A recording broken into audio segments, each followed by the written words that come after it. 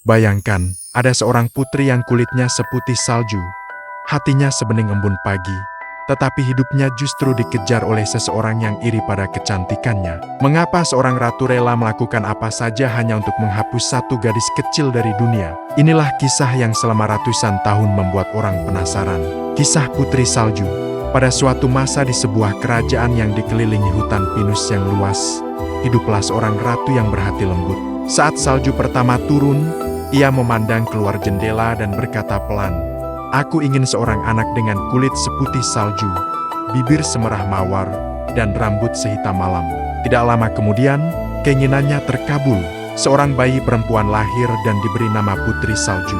Namun kebahagiaan itu tidak bertahan lama. Ratu wafat ketika Putri Salju masih bayi. Beberapa tahun kemudian, sang raja menikah lagi dengan seorang wanita yang sangat cantik namun menyimpan sifat yang gelap.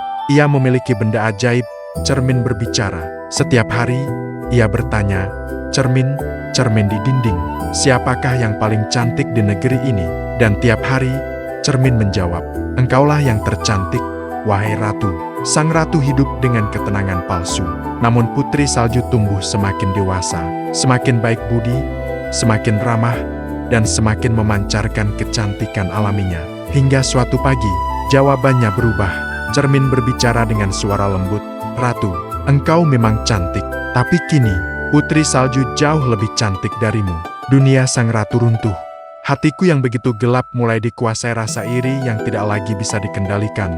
Ia tidak bisa menerima bahwa seorang gadis muda melampaui dirinya. Maka ia membuat rencana. Ia memerintahkan seorang pemburu membawa Putri Salju ke tengah hutan dan meninggalkannya di sana. Namun ketika pemburu itu melihat gadis itu menangis ketakutan, hatinya tidak tega. "Aku tidak bisa menyakitimu," katanya dengan suara gemetar.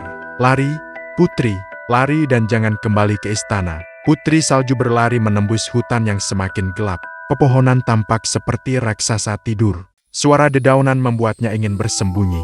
Tetapi ia terus berjalan sampai menemukan sebuah pondok kecil di tengah hutan.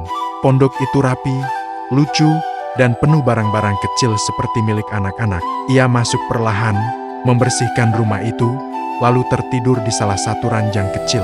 Saat malam tiba, 7 penghuni rumah itu kembali. Mereka adalah 7 kurcaci yang baik hati. Mereka terkejut melihat seorang gadis tidur di rumah mereka, tetapi setelah mendengar ceritanya, mereka merasa kasihan. "Jika kau tinggal bersama kami," kata salah satu kurcaci, "kami akan melindungimu." Putri Salju sangat berterima kasih. Hari-harinya berubah menjadi damai. Ia memasak, menyanyi, merawat kebun kecil, dan hidup harmonis bersama ke-7 kurcaci yang mencintainya seperti keluarga. Namun kedamaian itu tidak bertahan lama. Di istana, ratu kembali bertanya pada cerminnya, "Cermin di dinding, siapakah yang paling cantik di negeri ini?" Cermin menjawab tanpa ragu, "Putri Salju, yang kini tinggal di hutan bersama 7 kurcaci." Ratu terkejut, Putri Salju masih hidup. Kali ini, ia tidak ingin bergantung pada orang lain. Ia sendiri yang akan memastikan Putri Salju hilang. Ia meramu sihir hitam dan mengubah dirinya menjadi seorang nenek tua. Dengan membawa sebuah apel merah berkilau, ia berjalan ke hutan dan menemukan Putri Salju sendirian di depan rumah. "Cobalah apel ini, anak manis," katanya lembut. Putri Salju ragu, tetapi nenek tua itu begitu meyakinkan, dan apel itu tampak sangat lezat. Ketika ia menggigit apel itu, dunia langsung gelap. Tubuhnya jatuh perlahan ke tanah. Ia tidak bergerak lagi.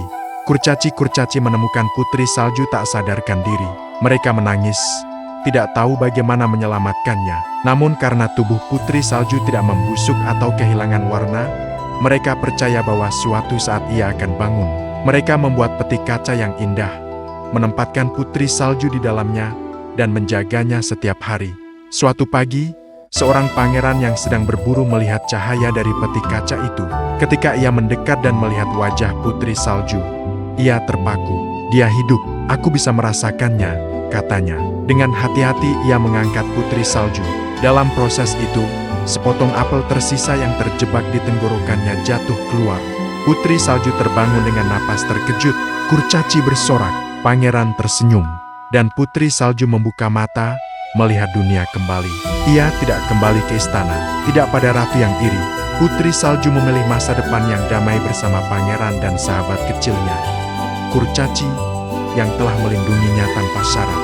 Dan begitu, legenda Putri Salju hidup hingga hari ini, kisah tentang kecantikan yang bukan hanya dari rupa, tetapi dari hati yang baik dan keberanian untuk bertahan di dunia yang tidak selalu adil.